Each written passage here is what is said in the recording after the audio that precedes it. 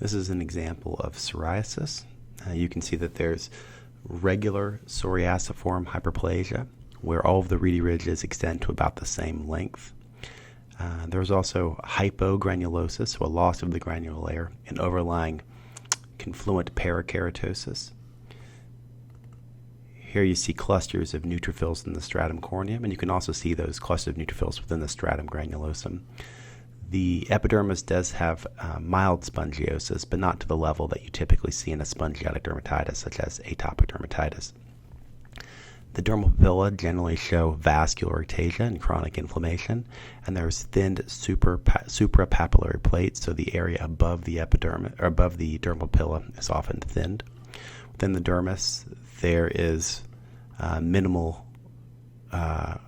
chronic inflammation in this case, but often you can see more inflammation, but it's generally lymphocytes and doesn't include eosinophils. The differential diagnosis would include a spongiotic dermatitis, such as atopic dermatitis or dermatitis. Those are generally going to give you irregular psoriasiform hyperplasia, so the reedy ridges will be of different lengths. There'll be more epidermal spongiosis and maybe even Langerhans microabscesses. Spongiotic dermatitis generally will have only mounds of parakeratosis as opposed to the confluent parakeratosis seen here. There is generally hypergranulosis as opposed to the hypogranulosis, and more epidermal spongiosis in addition to some lymphocytes scattered within the epidermis.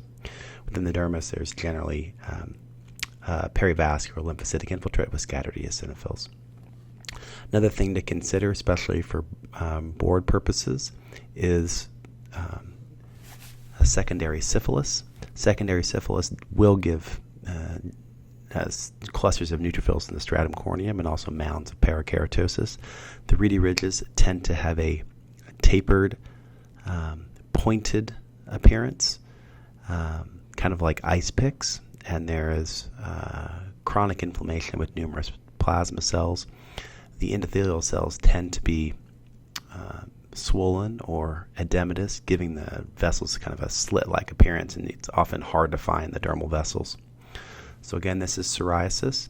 From the top to the bottom, you see confluent parakeratosis with clusters of neutrophils in the stratum corneum and stratum granulosum, hypogranulosis, regular psoriasiform hyperplasia, ectatic vessels within the dermal papilla, and thinned suprapapillary plates, as well as chronic dermal inflammation with a lack of eosinophils.